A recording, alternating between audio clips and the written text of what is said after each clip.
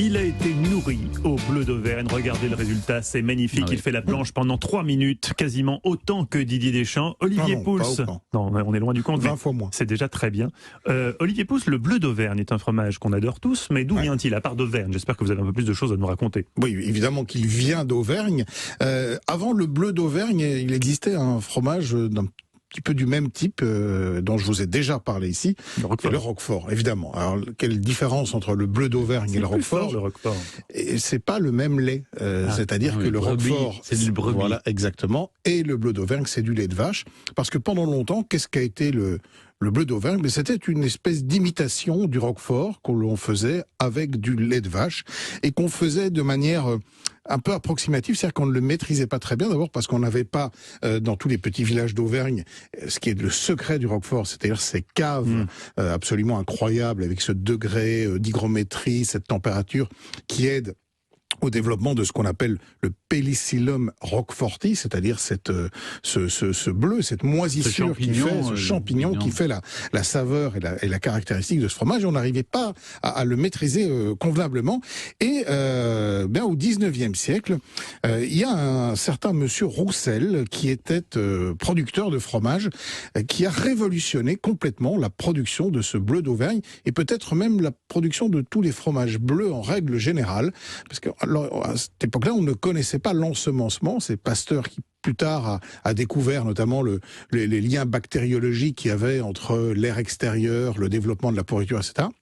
Et donc lui, il est parti d'un constat, c'est que il avait du pain de seigle, et que le pain de seigle, quand il moisissait, il y avait une espèce de petite pourriture bleue qui se développait dessus. C'est toujours le cas d'ailleurs. Si vous laissez traîner un morceau de pain de seigle chez vous, vous allez voir, il y a une pourriture bleue. Bon, je le vois tous les dimanches matin. Bah voilà. Vous allez chercher du pain frais, mon cher Mathieu. C'est que la boulangerie est pas très loin. Mais c'est toujours cette déception quand tu vois ton pain, tu crois que t'en as, puis en fait il est bleu. Voilà, chercher. Et donc lui, il s'est dit, tiens, si je récupérais cette moisissure bleue et que je la mettais dans mes fromages, ça pourrait probablement aider au développement de la pourriture. Et ça a absolument bien fonctionné. C'est donc lui qui a eu l'idée d'ensemencer le caillé avec cette pourriture pour créer des fromages bleus.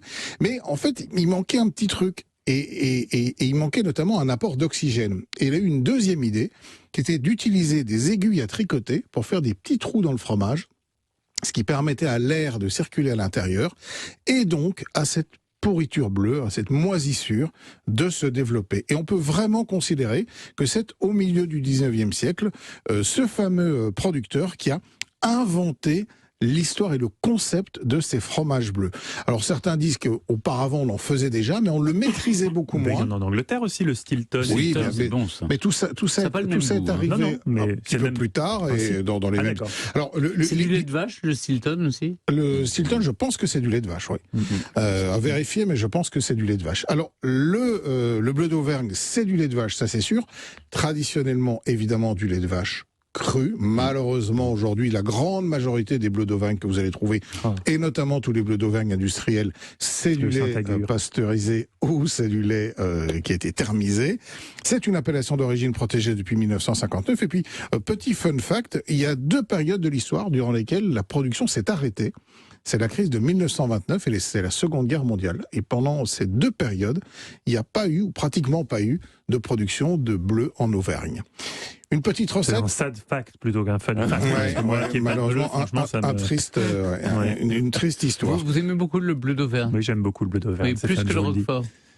J'aime les deux. C'est un petit peu plus j'aime doux. tous les fromages. Oui, c'est un peu plus doux. Il y a des jours où on a plus envie de quelque chose de fort, puis des jours où on a envie de quelque chose de doux, Stéphane. C'est comme ça, tout. David, vous n'en prenez jamais? Je prends bien sûr, en petite quantité. Combien de fois dois-je le répéter en fait, c'est quand même... Alors, une petite recette rapide pour ce soir, vraiment en plus de saison. Vous prenez des grosses pommes de terre à chair farineuse que vous emballez vous gardez la peau, vous l'emballez dans une feuille de papier aluminium, vous les cuisez au four, 45-50 minutes dans un four à 200 degrés. Vous récupérez, vous coupez en 2, vous récupérez la chair, vous écrasez la chair à la fourchette en mélangeant avec une noix de beurre et avec du bleu d'Auvergne, un petit peu de poivre, on refarcit les pommes de terre, on remet ça au four, un petit coup de salamandre ou de grill, et on a une pomme de terre très facile à faire qui est tout simplement gratinée au bleu d'Auvergne. Je n'ai pas compris ce qu'un animal dégueulasse comme la salamandre venait faire dans cette histoire, mais la recette avait l'air bonne jusque-là. En tout cas. Sur le Stilton, vous avez la réponse, Oui, c'est David? un fromage au lait de vache. Oui, c'est ça. Ouais. Oui, c'est ça, comme le D'après bleu Wikipédia, je ne suis pas aller plus loin que ça. Merci beaucoup. Olivier, on retrouve toutes vos recettes sur le site europe1.fr.